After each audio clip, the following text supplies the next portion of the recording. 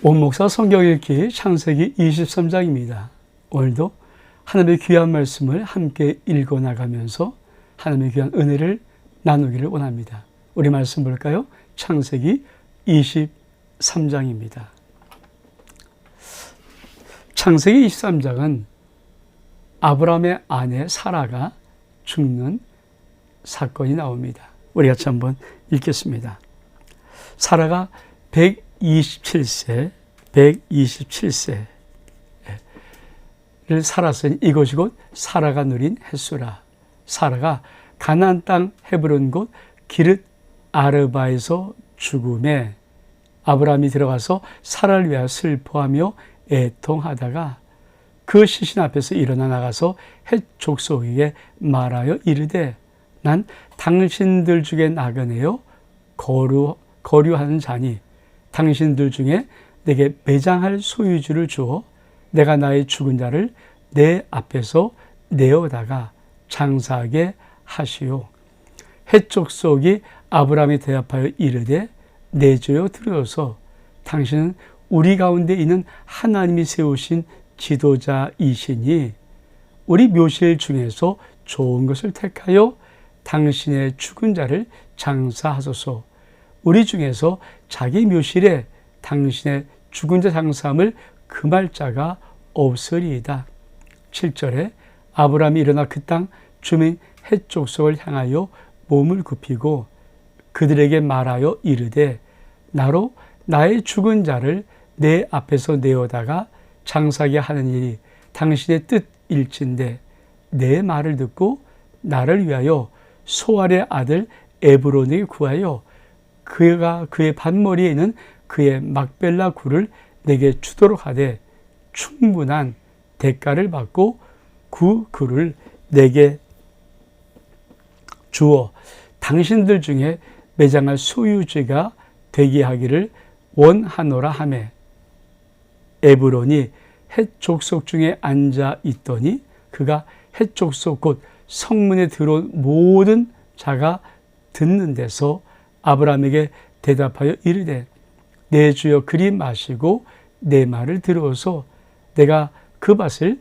당신에게 드리고 그 속의 굴도 내가 당신에게 드리되 내가 내 동족 앞에서 당신에게 드리오니 당신의 죽은 자를 장사하소서.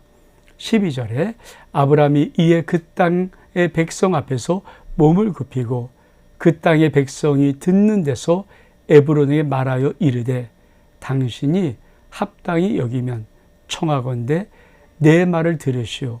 내가 그 밭값을 당신에게 주리니 당신은 내게서 받으시오. 내가 나의 죽은 자를 거기 장사하겠노라. 에브론이 아브라함이 대답해 이르되 내 주여 내 말을 들으소서. 땅값은 은 400세겔이나 그것이 나와 당신 사이에 무슨 문제가 되리이까. 당신의 죽은 자를 장사하소서. 아브라함이 에브론의 말을 따라 에브론이 헷 족속이 듣는 데서 말한 대로 상인이 통용하는 은 400세겔을 달아 에브론에게 주었더니 만물의 앞 막벨라에 있는 에브론의 밭 곧 그 밭과 거기에 속한 굴과 그 밭과 그 주위에 둘린 모든 나무가 성문에 들어온 모든 헷 족속이 본 데서 아브라함의 소유로 확정된지라. 그 위에 아브라함이 그 아내 사라를 가나안 땅 마므레 앞 막벨라 밭 굴에 장사하였더니 마물레는 곧 헤브론이라. 이와 같이 그 밭과 거기에 속한 굴이 헷 족속으로부터 아브라함의 매장할 소유지로 확정되었더라. 이 창세기 23장은 아브라함의 아내 사라가 죽는 장입니다. 사라는 127사에 모든 천수를 누리고 하나님의 품으로 돌아갑니다. 근데 이 사라의 죽음의 사건을 통하여서 아브라함과 헷 족속 에브론 사이에 어떤 거래가 이루어집니다.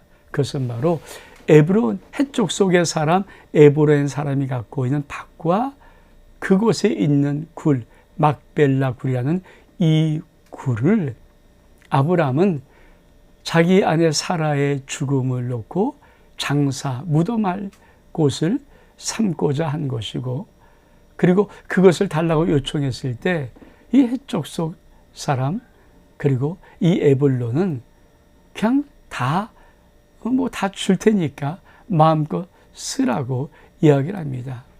근데 끝까지 아브라함은 논란 하나를 더하는 것입니다. 오늘 창세기 23장에 있는 하나님의 의미 있는 말씀을 우리가 한번 나눠보기를 원합니다. 자, 다시 한번 볼까요? 자, 4절에 보니까 내게 매장할 소유를 주어서 나의 죽은 자를 장사하게 하소서.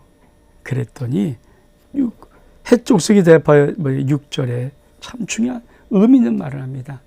내 주여 들어서 당신은 우리 가운데 있는 하나님이 세우신 지도자이니. 여러분, 이 헷족속 이방 족속이거든요. 가나안 족속이고요. 근데 아브라함이 그 가나안 족속 땅에 살면서 그에게 얼마큼 선한 영향력을 미치고 살았는가. 그들이 아브라함을 향해서 말하는 것입니다. 뭐라고 말합니까? 우리 가운데 하나님이 세우신 지도자입니다. 우리 가운데 하나님이 세우신 지도자입니다. 우리 하나님께서 아브라함의 인생이 어떠했는가를 아주 놀랍게 말씀해 주고 있습니다. 그는 이방의 헷족 속의 사람들에게도 인정을 받는 자였습니다. 당신은 하나님이 우리 가운데 세우신 하나님의 지도자입니다. 믿음의 참 중요한 것이 무엇일까요? 이런 인정함. 그래서 우리가 교회 속에 일꾼을 세울 때 아주 중요한 하나 요소가 있습니다. 외인에게도 선한 증거를 받은 자라야 할지니. 그렇습니다. 우리가 정말 교회 일꾼, 믿음의 일꾼을 세우면서 정말 하나님께서도 말씀하시는 신약에서도 외인들에게 밖에 사람, 교회 밖에 사람들에게도 선한 증거를 가진 사람이 교회 일꾼이 되는 것이 많다. 이게 처음으로 사도행전의 7 청지기, 7 집사를 세울 때 그 조건이 무엇입니까? 칭찬받는, 성령과 믿음에 충만하지만 또 한 가지 조건, 칭찬받는 사람입니다. 저와 여러분은 믿음을 갖고 있으면서 우리 교회 속에, 공동체 속에 또는 우리 이웃들에게 칭찬을 받는 자입니까? 아니면 손가락질을 당하는 자입니까? 우리가 우리 인생을 어떻게 살았는가 참 중요합니다. 하나님은 아브라함의 아내 사라가 죽었을 때 아브라함이 그 아내가 묻힐 어떤 매장지 하나를 얻고자 하는 과정을 자세히 설명하면서 이 설명 속에서 아브라함이 하나님의 부름을 받고 그리고 오랜 기간 동안에 살았던 그 시간 속에서 아브라함의 인격과 아브라함의 생활의 모습은 어떠했는가. 한마디로 헷족 속 사람들에게 인정받는 사람이었다는 것입니다. 근데 얼만큼 인정받을까요? 이렇게 다시 한번 우리 말씀 보겠습니다. 자, 당신이 만약에 어떤 묘실 택할 어떤 매장지 하나 택한다면, 그렇죠? 우리 중에 자기 묘실 당신의 죽은 자 장사함을 금할 자가 없을 것이다. 이 말이 뭡니까? 누구 하나 어느 사람에게도 당신이 만약에 내 안에 매장할 곳을 달라고 요청할 때 헷족 속의 모든 사람이 당신의 그 부탁을 거절하지 않을 것이다. 참 이게 얼마큼 멋있어요. 우리가 그냥 인정은 하지만 저 사람이 없어. 그러나 부탁을 거절하지 못할 만큼 진실한 사람. 이건 또 다른 문제거든요. 그래, 내가 당신 인정해. 그러나 당신이 어떤 부탁을 할 때 혹시 내게 내가 뭔가 내줄 때 선뜻 이게 또 꺼릴 수 있잖아요. 그렇죠? 그러니까 좋은 관계로 좋은 모습 보지만 뭘 요구할 때 또 그건 또 다른 차원인데, 한 걸음 더 나가서 지금 해쪽 속에는 어떤 분위기가 있습니까? 아브라함이 자기 아내 사라를 매장하기 위해서 해쪽 속에 누구의 땅 어느 곳인지 달라고 할 때 해쪽 속에 어떤 사람도 그거를 안 하겠다, 금하겠다 할 사람은 한 명도 없다. 야, 참 아브라함 정말 멋있게 인생 살았죠. 이게 하나님께서 믿음의 사람들이 살아가는 인생에 본되고 싶은 모습입니다. 저와 여러분이 이웃에게 선한 증거를 얻을 뿐 아니라 우리가 이웃에게 뭘 부탁할 때 거절하지 않는, 당연히 들어드려야죠. 당연히 해야 되죠. 예, 맞습니다. 괜찮습니다. 이럴 수 있는 그런 선한 아름다운 이 삶의 증거는 참 얼마만큼 멋있다. 그러니까 우리가 도대체 아브라함이 어떤 삶을 살았는가, 믿음의 조상은 어떤 삶을 살았는가, 이 사라의 죽음의 한 사건을 통해서 정말 하나님은 아브라함이 이런 삶을 살았어? 너도 믿음의 사람이라면, 아브라함의 후손이라면 너도 이렇게 살아야 되지 않겠냐 하는 것을 오늘 우리에게 던지고 있습니다. 그래서 손가락질 당하면 안 되죠. 그렇잖아요. 뒤돌아서 흉보는 인생을 살면 안 되죠. 아브라함처럼 그 면전 앞에서 부탁할 때 한 사람도 당신이 부탁하는 것을 어렵고 하거나 금할 사람은 없다. 얼만큼 놀라운 것입니까? 그때 아브라함이 그러면 내가 막벨라 굴을 나에게 주옵소서 이렇게 말합니다. 그랬더니 뭐라고 말합니까? 자,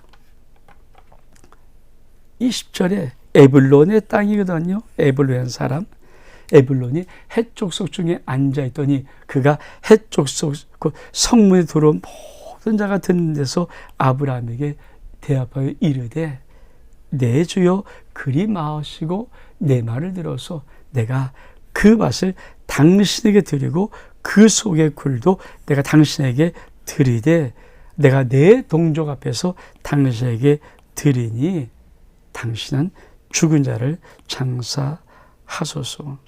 얼마큼 선한 멋있는 말입니까? 에글론의 것을 이 아브라함이 요구합니다. 에글론의 소유인 밭과 거기 밭의 안에 있는 막벨라 굴을 내 아내 장사를 위해서 무덤을 쓸 수 있도록 좀 달라. 그랬더니 이 에글론이 헷줘서 모든 사람이 듣는 가운데 내가 그것을 아브라함에게 당신에게 그냥 드리겠습니다. 그러니까 증인을 세운 거예요. 다 듣는 데서 말했다고 하니까. 근데 여러분, 아브라함이 또 뭐라고 말합니까? 이렇게 말을 해요. 아브라함이 그 땅의 백성 앞에 몸을 굽히고 그 땅의 백성이 듣는 데서 당신이 만약에 합당히 여기시면 내가 그 밭을 당신에게 주니 당신은 받으소서. 그러니까 에블론이 뭐라고 말합니까? 그 땅값이 은 400세겔인데 도대체 무슨 문제가 됩니까? 그냥 쓰세요. 아브라함이 16절에 에블론의 말을 따라 에블론이 해족속이 든 데서 말한 대로 상인이 통하는 은 400세겔을 달아 에블론에게 주었더니. 자, 여러분, 지금 하나님의 종인 이 아브라함은 무슨 이 기회를 통해서 무엇을 하는 겁니까? 사는 거예요. 값으로 사는 거예요. 어떤 땅? 약속의 땅. 하나님이 이 가나안 땅 모든 지경을 아브라함에 주기로 했었거든요. 근데 아브라함이 공짜로 준다는 거 우리 같으면 그러면 뭐 제가 그냥 선의로 말하는 거니까 밖에서 이렇게 하고 싶잖아요. 근데 아브라함이 끝까지 은 400세겔 그가 값을 정한 그대로를 하나도 안 끊고 주고 값을 삽니다. 이게 참 믿음의 지혜입니다. 우리가 앞에 부분도 한번 이런 것을 보았습니다. 사는 겁니다. 여러분, 값을 주고 치르고 사는 것은 굉장히 중요한 것입니다.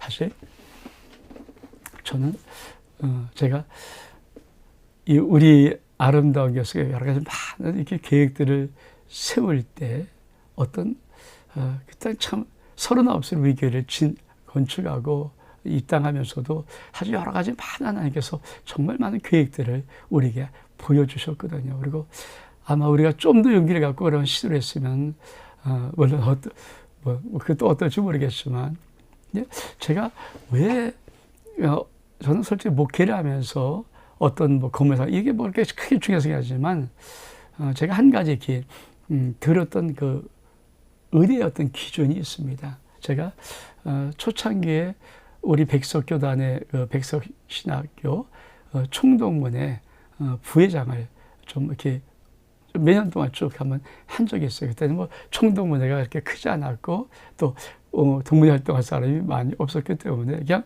어떻게 제가 신대와 지금 말하면 NDB 가정인데 거기에 대표로 참여하다 보니까 이렇게 본의 아니게 전체 총동문회 부회장을 좀 이렇게 몇 년 쭉 할 수 있는데 총동문회가 이제 임원들이 새로 또 조직되면 1년에 한 번씩 그 당시에 이제 장종현 설립자 우리 백석대학 설립자 우리 백석대학교 신학교 설립자 그분을 이제 만나러 가거든요.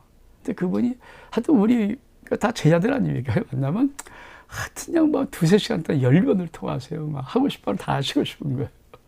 근데 참 그때 들었던 말은 그분은 제가 볼 때는 참 목사이지만 정말 탁월한 경영자예요.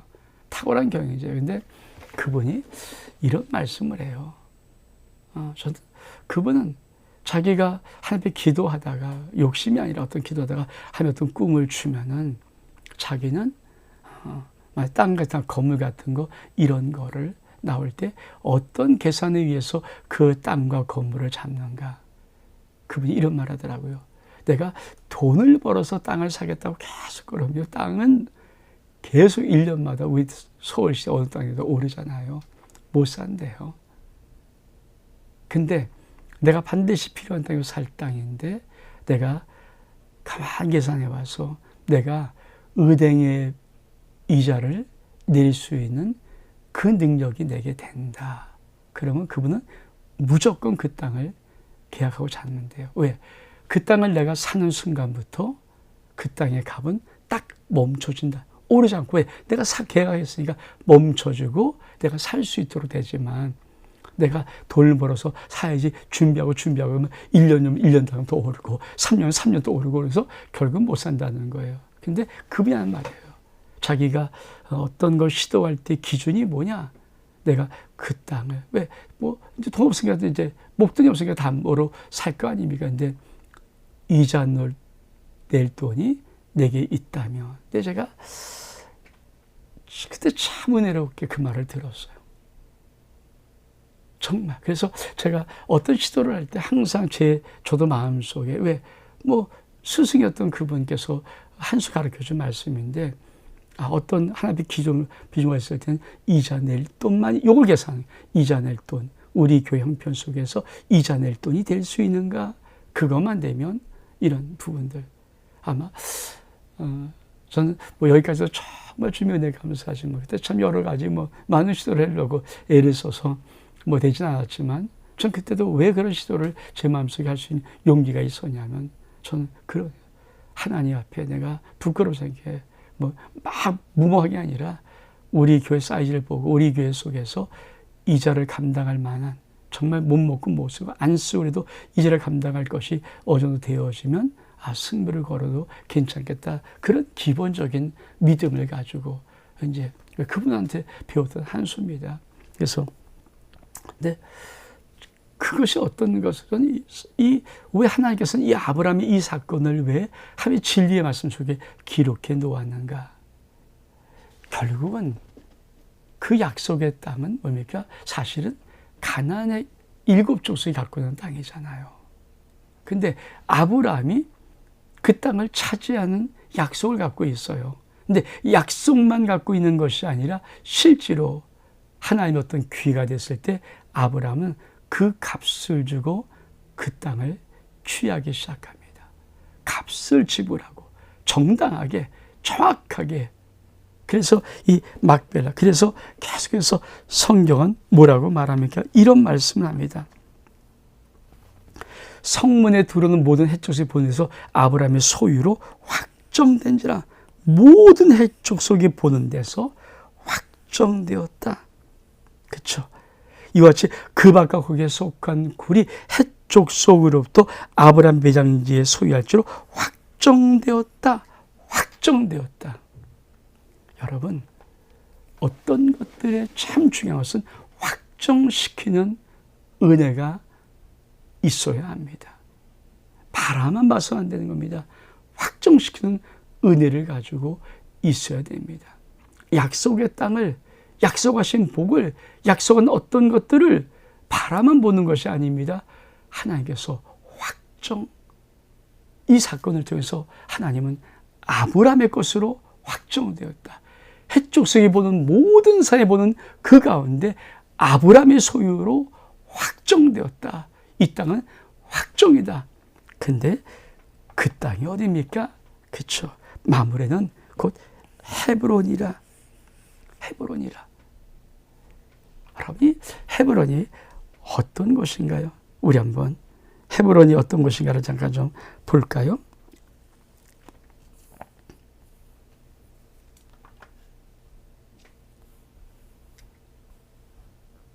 여러분, 자, 막벨라굴이 여기입니다. 여기. 여러분, 이게 여리고고 베델이고, 그렇죠? 이곳이 이제 하나님의 성전이 건축될 수 있는 곳이잖아요. 이제 이 헤브론, 그렇죠? 아주 중요한, 정말 중요한, 그렇죠? 이것을 사는 거예요. 그러니까 결국은 이 가나안 땅의 것에 하나님의 약속의 땅에 확정된, 쉽게 말하면 우리가 여기는 내 땅이 하고 깃발을 꽂고 말뚝을 박는 것처럼 그 확정된 것, 한 중심 부분에 확정시키는 은혜의 역사. 그렇죠? 그러니까 결국은 하나님의 승부는 뭡니까?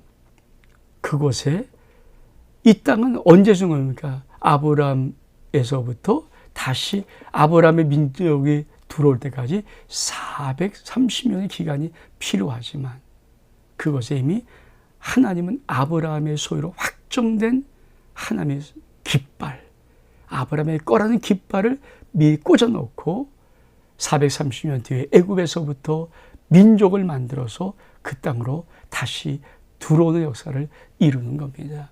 그래서 창세기 23장의 이 사건은 아무것도 아닌 것이지만 믿음의 사람들은 하나님의 약속을 확정할 수 있는 지혜가 있어야 한다.